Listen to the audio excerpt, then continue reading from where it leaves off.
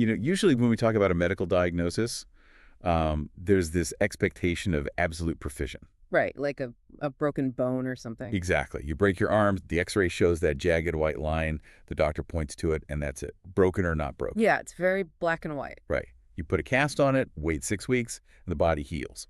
But when you step into the world of psychological conditioning and childhood trauma, that x-ray machine is just totally useless. Oh, completely. You can't just point to a shadow on a brain scan and say, yes, there is the exact coordinate where this person's self-worth fractured. No, I mean, if only it were that easy, right? Right. But in Bridget Siljander's memoir, A String of Paper Suns, we get as close to an emotional x-ray as possible. We really do. It's an incredibly raw text. It is. So today, we are mapping the exact coordinates of how a childhood defined by extreme restriction builds an adult primed for crisis. We're focusing specifically on the first 2 chapters to really understand this cause and effect. It's such a fascinating read because it doesn't just ask us to look at the pain of a young adult. It demands that we examine the actual architecture of the environment that built her. Yeah, the invisible rules. Exactly. The text makes a really compelling argument that the invisible rules we internalize, before we even have the vocabulary to question them, they end up dictating our most desperate adult decisions. Which is terrifying, honestly. Yeah. And before we jump into the timeline, I want you, yes, you listening right now, to think about your own childhood for a second. Oh, that's a good exercise. Right. Because every family has a rule book. Sometimes they are practical, like look both ways before crossing the street. The ones that keep you alive. Exactly. But the most powerful rules are usually the invisible ones, the emotional boundaries you just intuitively knew not to cross. The unspoken things. Yeah, the unspoken things. So keep your own invisible rule book in your mind as we go through this, because we are going to look at what happens when a family's rule book becomes an absolute psychological prison. Okay, let's unpack this. Where does Bridget's narrative actually begin? So the author makes a very specific structural choice here. We don't start with her childhood. We don't. No, we start in a moment of absolute, literal life or death crisis. Bridget is 19 years old, and we are dropped directly into a hospital room. It's so jarring. Very. She is undergoing an emergency C-section 3 months ahead of her due date. 3 months? Yeah, 3 months early. The medical team is panicked, yelling that she might be hemorrhaging, and they need to get the baby out immediately. And the way she writes this scene is just incredibly visceral. She's heavily medicated with morphine, her head is swimming, and she is convulsing in physical pain. The physical toll is just immense. It really is. But the detail that caught my attention is how she describes her own mental state during the surgery. Yes, the floating. Yes. She talks about the voices of the medical professionals melting together, and she notes this feeling of like floating away into a peaceful state on the sound waves of their voices. It's such a striking image. It is.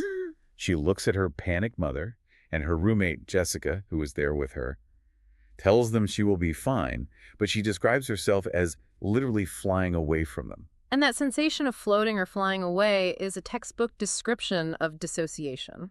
Really? Like medically speaking. Yes, exactly. When the physical or emotional reality of a situation becomes just too traumatic for the brain to process, the nervous system deploys a defense mechanism. So it's not just her being poetic. Not at all. It's not just a metaphor. There is a real biological mechanism at play here. Right. So what is actually happening in the brain when someone untethers like that? Because it sounds almost peaceful, but obviously the context is horrific. Well, it has to do with the autonomic nervous system. Most people are familiar with the fight or flight response, right? Yeah, adrenaline, heart racing, all that. Exactly. That's driven by the sympathetic nervous system. But when you are strapped to an operating table, heavily medicated and in severe trauma... You can't fight or run. Precisely. Fighting or fleeing are impossible. So the brain shifts to the parasympathetic nervous system, specifically the dorsal vagal complex. Okay, the dorsal vagal complex. Right. It initiates a freeze or collapse response. Right. The brain essentially floods the system with endogenous opioids, the body's natural painkillers. Wow. Yeah, it does that to numb the physical and emotional agony. That's the floating sensation. The mind builds a temporary wall to separate conscious awareness from the physical trauma happening to the body. That makes so much sense, especially given what she focuses on next.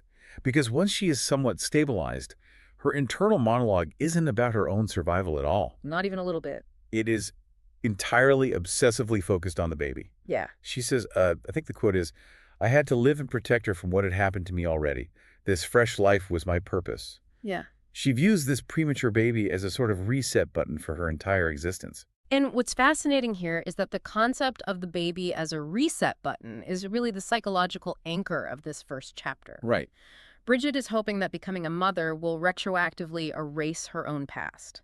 She even describes her rationale for the pregnancy as an equation. The DNA equation. Oh, man. Yes. She calls the baby's father Demetrio, and she notes that he has good social skills and self-confidence. Traits she feels she completely lacks. Exactly. So she says, maybe the combination of our DNA would create a better version of myself than I could live vicariously through my child, who would surely be the best parts of both parents, the way that blue and red make purple. See, I have to push back on her logic here, though, because it feels incredibly dangerous to me. Oh, it's highly problematic. Right, it's like biological determinism taken to an extreme. She's treating DNA like a basic color, wheel red and blue make purple, completely ignoring the fact that genetics don't guarantee you only inherit the best parts of someone. It's like trying to reboot a crashed computer by just plugging in a new mouse. Yes, exactly. She's hoping the baby will magically overwrite her past trauma. But more than that, I'm struck by the name she uses for the father, Demetrio. Right, Demetrio. She mentions he's named after a character from Shakespeare's A Midsummer Night's Dream, a play she had seen the year before. And the inclusion of that Shakespearean detail is so revealing. Think about A Midsummer Night's Dream. It's chaotic. Totally chaotic. It is a play entirely about chaos, mistaken identity, magical love potions, and people falling in love with illusions. Right, literally a character falls in love with a guy who has a donkey's head. Exactly. So by framing the father of her child through this theatrical literary lens, she is showing us how desperately she is romanticizing her situation. She has to romanticize it to survive it. Yes. She's trying to overlay a beautiful, poetic narrative onto a reality that is actually gritty, frightening, and highly unstable. And it highlights how isolated she is in this fantasy. Yes, her roommate Jessica is there to physically support her. Which is great, but Bridget is completely alone in this mental theater. She's 19, she had an abortion a year prior, which, by the way, she mentions almost casually as a piece of the trauma she's trying to overwrite. Yeah, she just drops that in. Right. And now she is placing the entire burden of her own salvation onto a premature infant. it is a dynamic that psychologists often refer to as a form of enmeshment or reverse parentification. Reverse parentification. Yes. Usually a parent's job is to regulate the child's emotions and provide a secure base. But here, Bridget is unconsciously demanding that the newborn provide the secure base for the mother. Wow. The infant isn't just a child, the infant is an instrument of redemption, and that is an impossibly heavy weight to place on a baby lying in a neonatal intensive care unit. Which brings us to the aftermath of the surgery. Because as the anesthesia wears off and she is being wheeled down the hospital corridor to finally see the baby in the NICU, the physical numbness fades. The floating is over. The floating is definitely over. No. We see her emotional reality just crash down on her. The way she describes this wheelchair ride is devastating. It's incredibly hard to read. She calls herself a tear-soaked, shattered 19-year-old with a growing dread that I was a failure. Yeah. And she starts running through this mental checklist, frantically trying to figure out what sin she committed to cause the premature labor. And that checklist is where we really begin to see the specific shape of her psychological conditioning. Yes, the conditioning. Because she isn't asking medical questions. She isn't asking the doctors if she had an incompetent cervix or preeclampsia or anything like that. No. She is conducting a moral inventory. She is looking for how she's entirely to blame. Let's look at exactly what is on that list, because the leap in logic is jarring. It really is. She wonders if the labor was caused by the 2 or 3 cigarettes she smoked a day. Okay, medically, smoking is bad for a pregnancy. Sure, you can understand a 19-year-old worrying about that. Right, that tracks. But then she wonders if she shouldn't have been lifting disabled people at work. She had been working long shifts, caring for an autistic child and a quadriplegic man. Which is heavy physical labor. Yes, but the guilt associated with it is strange. Then she wonders if it was a beer she drank early on, before she even knew she was pregnant, Right. or, and this one is tough, if it was the chlamydia she contracted from a hookup weeks earlier. And we have to stop right there to differentiate between typical maternal anxiety and what is actually happening to Bridget. Because they aren't the same thing. Not at all. It is a very normal human reflex to search for cause and effect when a tragedy occurs. A mother who experiences premature labor will naturally ask, did I do something wrong? Because finding a cause gives you an illusion of control. Exactly. If you caused it, you can prevent it next time. But Bridget's spiral goes far, far beyond searching for a medical variable. Right. Because I'm struggling to understand why she views lifting a quadriplegic patient as a moral failure that would induce early labor. What is the mechanism behind that kind of thought process? It's a phenomenon closely related to moral scrupulosity. Moral scrupulosity. Yeah, it's often seen in individuals with severe religious trauma. Her brain essentially has an overactive error detection system. Error detection system. Right. The anterior cingulate cortex, the part of the brain that signals when something is wrong, is stuck in a permanent overdrive loop. Wow.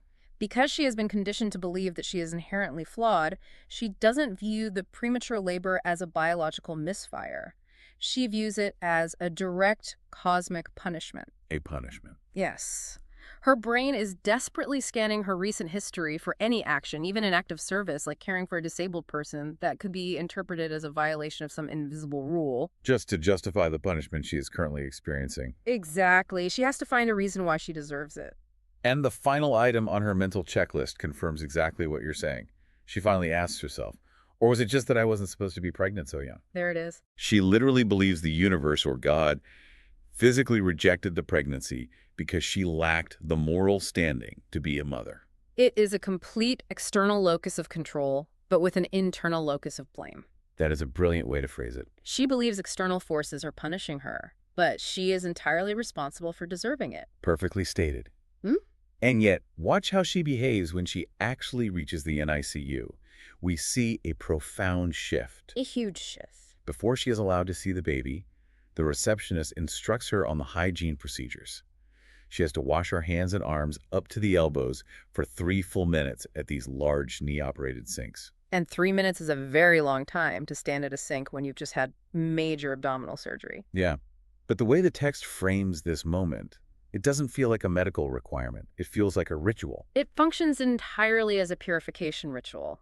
In psychology, grounding techniques are often used to bring someone out of a panic attack by forcing them to focus on physical sensations. Like the temperature of the water or the smell of the soap. Right, exactly. But for Bridget, given her mindset of absolute moral contamination, this hand-washing borders on a compulsion. She's scrubbing away her sins. Literally, she is physically scrubbing away the perceived filth of her past, trying to make herself morally clean enough to approach this baby. And as she scrubs, she makes a vow.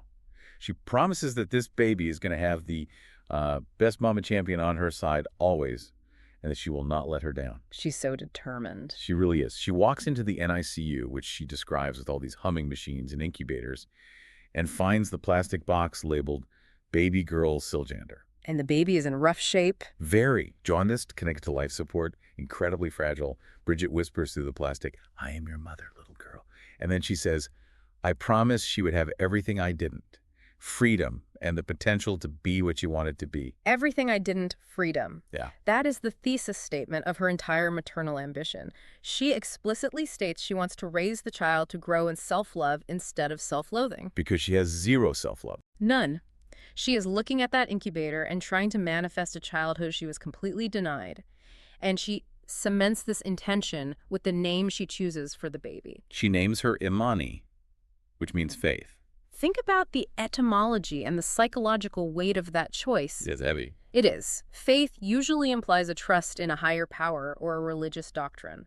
But in this context, sitting in a sterile room, drowning in the belief that God is punishing her. Naming the child Faith is an act of profound defiance. Exactly. She is reclaiming the concept. She is tethering her faith not to a punishing deity, but to the fragile, fighting biology of her daughter. So, as a reader, you are just sitting with this staggering juxtaposition.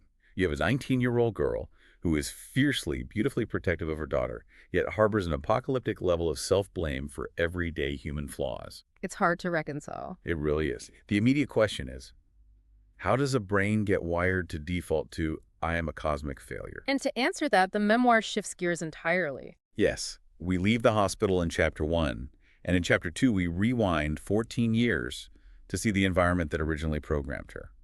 We meet Bridget at age 5. And the contrast in the environment is just brilliant. It's night and day. We go from the cold, sterile, humming machinery of a modern hospital to the sweltering, gritty reality of an urban neighborhood in Phoenix in the late 1970s. The text paints this incredibly vivid sensory picture. It really does.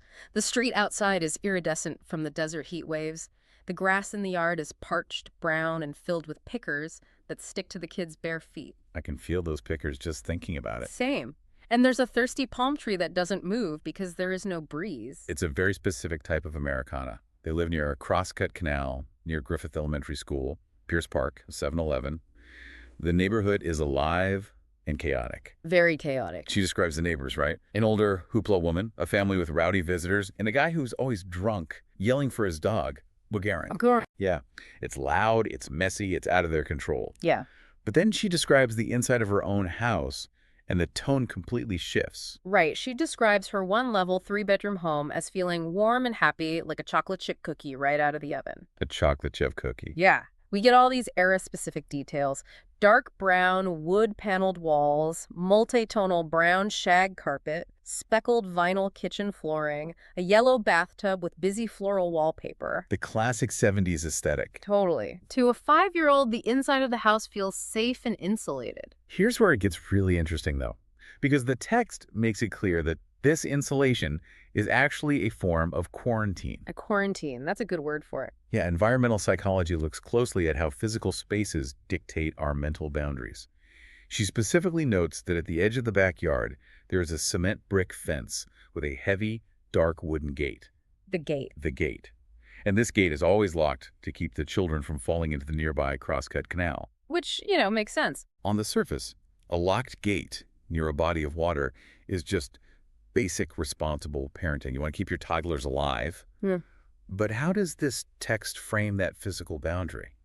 The text uses the locked gate as the defining metaphor for her entire existence. Yes. Yes, it keeps the physical danger out, but it also dictates that their entire reality is confined to that patch of parched, prickly grass they cannot explore. They're trapped. The locked gate represents the beginning of a profound theme in her life.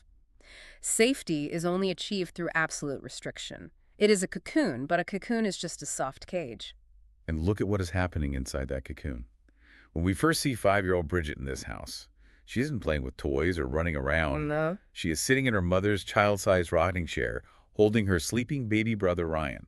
She's the third child in the family, and she's already acting in a maternal caregiving role. At 5 years old. At 5, she's stroking his cheek, pondering his dreams, calling them a cocoon of dreams. This is a crucial detail for understanding the 19-year-old in the hospital. The text is showing us early parentification. We talked about reverse parentification earlier. This is the root of it. Exactly. Parentification happens when a child is expected to take on the emotional or physical responsibilities of an adult.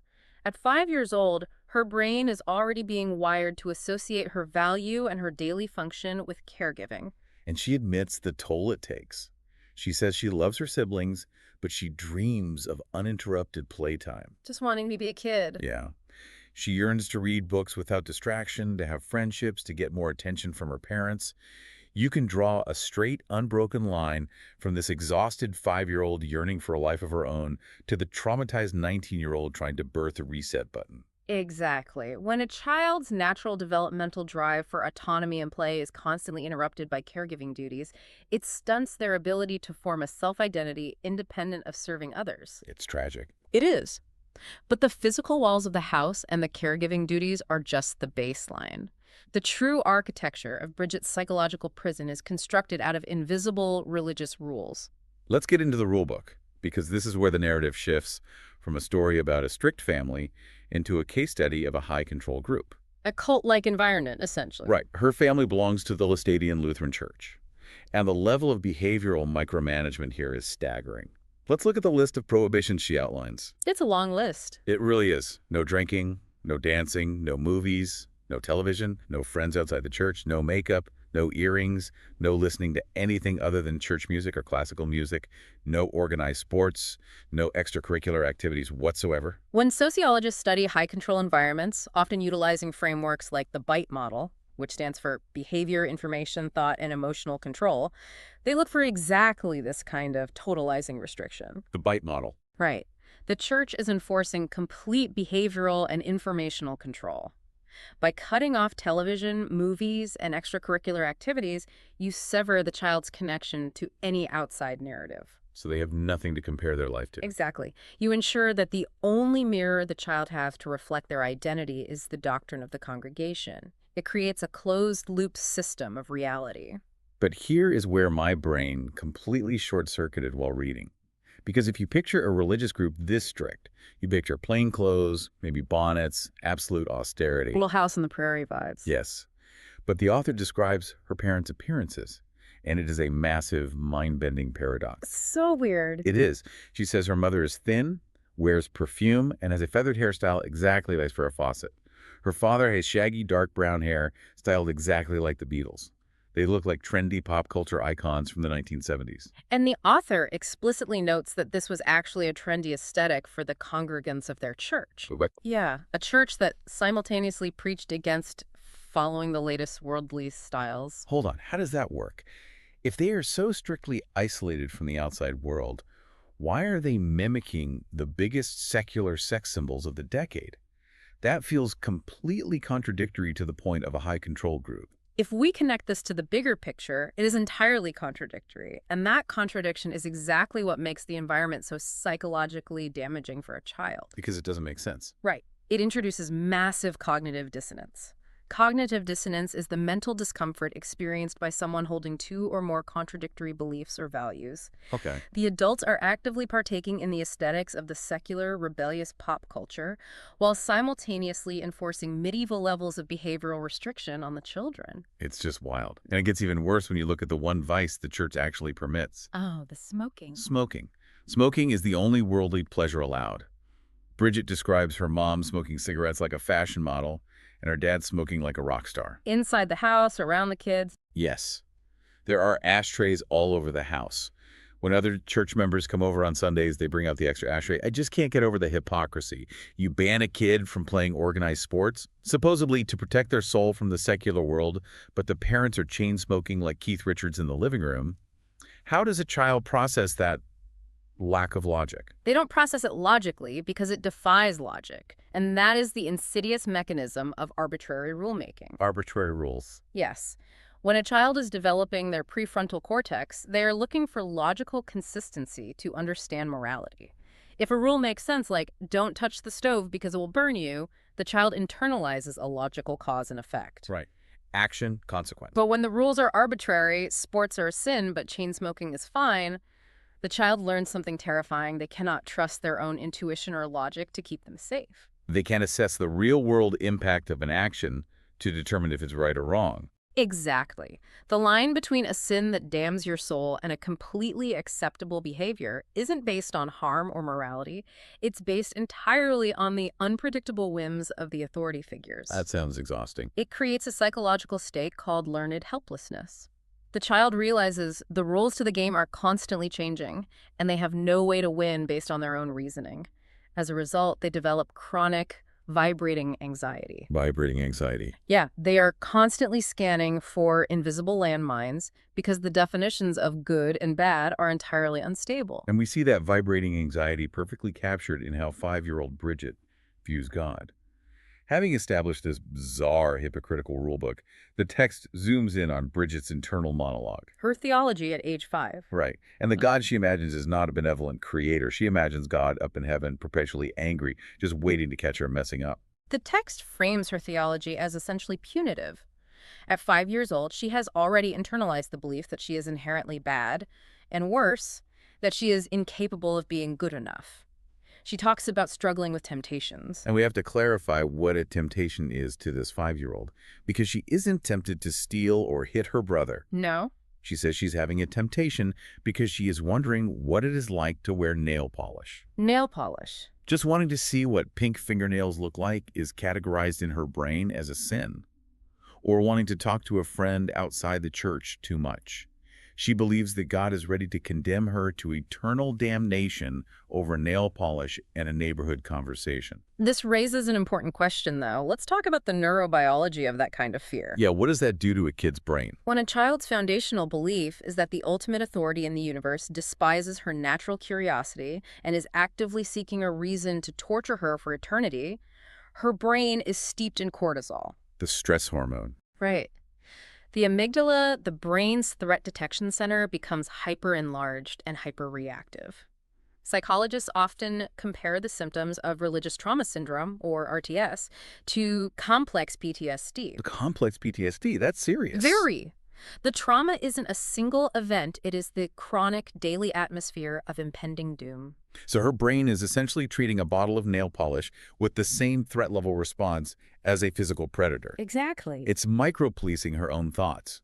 She's experiencing thought crime at age 5. Precisely. She becomes her own most vicious jailer. And if we connect this back to our overarching mission today, understanding cause and effect, this perfectly explains the 19-year-old Bridget we met in Chapter 1. The hospital checklist. Yes. If your brain is wired at age 5 to believe that wanting a friend outside the church means you deserve damnation, then of course at age 19, you believe that drinking a single beer before you knew you were pregnant means you deserve a traumatic, life-threatening medical emergency. The severity of the crime doesn't matter. The default setting of her neural pathways is simply, I am guilty and I deserve to be punished. It's a closed-loop system of self-loathing.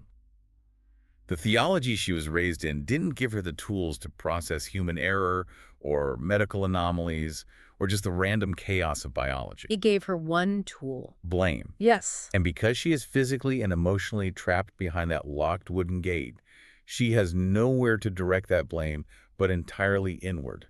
However, the text does show us one tiny, fragile pressure release valve in her childhood. Thank goodness. There is one permitted outlet where Bridget is allowed to express emotion, and that is music. Yes, the music cart. Amidst all this fear, she talks about the joy she feels at school when the teachers roll in the music cart with the record player. A classic elementary school memory. Totally. She describes the physical thrill of hearing the needle drop, that scratching sound before the song starts. And she devours it. She memorizes Goober Peas, Take Me Out to the Ball Game, Old Dan Tucker. She loves it. She even memorizes the math learning records, singing 5 times 3 is 15 with total exuberance. There is a biological reason why music feels like such an escape for her. Singing actively engages the vagus nerve, which runs from the brainstem down to the abdomen. Well, we talked about the vagus nerve earlier. Yes, the dorsal vagal complex. Well, stimulating the vagus nerve through singing or humming actually forces the parasympathetic nervous system to calm down. Oh, wow. It biologically interrupts the freeze or flight response she's constantly living in. That is fascinating. And she does it at home, too. Mm-hmm. Her dad plays folk music on the guitar, and she sings into a magnetic tape recorder. She specifically notes how much she loves hearing her voice played back to her, because her dad tells her that her voice is beautiful. Which is huge for her. It is. In a world where she is terrified of being eternally damned, music is the one arena where she feels competent. It's the one place she receives unambiguous validation from an authority figure.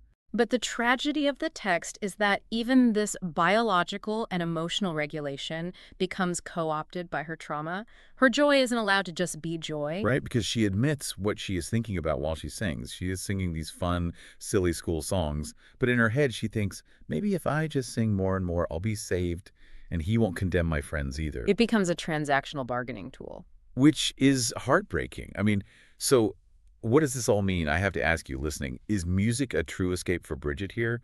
Or has the trauma mutated her only joy into a currency she's using to pay off a spiritual ransom? It's the latter. Yeah, she isn't just singing because it feels good. She's singing to buy her friends out of hell. It is a profound distortion of art. Art is supposed to be freeing, but for Bridget, it's just another frantic attempt to appease the angry God in her mind. And the author brings all of this complexity together in the final scene of Chapter 2. It's quite a scene. It is a beautifully rendered moment that shows just how deeply tangled love, safety, and fear are in this household. Walk us through that final scene, because it really left me conflicted. So her dad comes into the house from the sweltering backyard.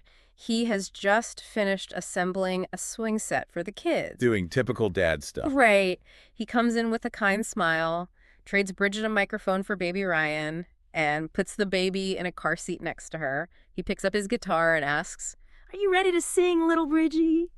She answers with pure exuberance, "Yes, Daddy, I'm ready to sing. I know the words." He begins to strum. She knows exactly when to come in, and they sing, "You Are My Sunshine," to her sleeping baby brother. See, if you just look at the surface of that scene, it sounds picturesque. It sounds like a perfect, warm, familial moment. A dad building a swing set and playing guitar with his daughter. It is a moment of genuine warmth, and that is what makes psychological conditioning so hard to untangle. Trauma isn't always screaming and violence. No. Sometimes it is a quiet afternoon in a brown, shag-carpeted living room, because as readers, we have just been given access to her internal terror. We know the heavy, dark shadows cast over this sunny scene. Exactly. They are sitting behind a locked gate in a house governed by arbitrary rules, singing "You Are My Sunshine," a song literally about begging someone not to take their sunshine away, under the overarching threat of a god who might take their souls away eternally for wanting to wear nail polish. It's incredibly heavy when you look at it that way. It is a moment of peace, but it is a highly fragile, entirely conditional peace. The author is showing us the anatomy of an insecure attachment. Bridget is experiencing love and validation from her father, but it is occurring within a framework of absolute existential terror. The safety she feels in that moment is dependent on her performance. Knowing the words, singing beautifully, being a good girl. It is not unconditional safety. And that brings us to the core of what we've unpacked in this study session. Biggest takeaway. Right. If we were looking for the absolute biggest takeaway from these first 2 chapters of A String of Paper Suns, it is the devastating, unbroken chain of cause and effect between childhood conditioning and adult crisis. Precisely. The text masterfully traces the trajectory.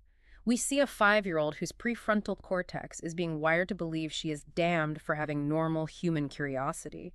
We see how arbitrary rules and cognitive dissonance create a state of learned helplessness and moral scrupulosity. And then we see the result. And then, yes, we see exactly how that wiring operates 14 years later. When that 19-year-old's body experiences a medical emergency in childbirth, she doesn't have the psychological tools to process it as biology. She just can't. She immediately concludes that she is a cosmic failure who is being justly punished. The environment of intense restriction didn't just limit where her 5-year-old feet could walk. It completely crippled her adult ability to forgive herself for simply being human. It's a tragedy. It is. But despite all of that heavy analysis, the text also shows us an incredible, almost feral resilience. Yes. Because Bridget's journey into motherhood, as terrifying and misguided as her reset button logic might be, is a desperate attempt to break a generational curse. She's trying so hard. She really is. She looks at that fragile baby in the NICU, and she decides not to pass down the rule book. She doesn't pass down the angry god or the locked gate or the fear of nail polish. She promises the baby freedom. She names her Immani, faith. She is literally trying to birth the very concept of faith in herself by projecting it onto her daughter. It is the ultimate act of trying to rewrite your own psychological history. She is attempting to construct new reality, not out of the dark wood and shag carpet of her confined past, but out of the fragile, desperate hope of the future. This has been such a dense, illuminating deep dive. We really covered a lot of ground. We did. We've covered dissociation, moral scrupulosity, the bite model, and the neurobiology of fear. Thank you so much for joining us for this session. Before you go, I want to ask you to do a little reflection. Back to the invisible rule book. Yes, think back to that childhood rule book we talked about at the very beginning. What coping mechanisms did you develop when you were 5 or 10 to navigate the arbitrary rules of your own house? It's a tough question. It is. Did you learn to be hypervigilant? Did you learn to perform perfectly to secure conditional love? And more importantly, are those mechanisms still operating in the background of your adult life today? Are you still standing at the knee sink, trying to scrub away guilt that isn't actually yours to carry? And as you think about how your own past influences your present, consider the final lingering imagery Bridget leaves us with. In Chapter 2, young Bridget sings "You Are My Sunshine" with her father to find a fleeting transactional moment of peace. Right. But when your entire childhood is lived behind a locked gate, under the constant looming threat of an angry god, you have to wonder what happens when you grow up and realize the sunshine you've been clinging to your whole life is actually just a paper sun. Fragile, manufactured, and highly, highly flammable. We'll see you on the next deep dive.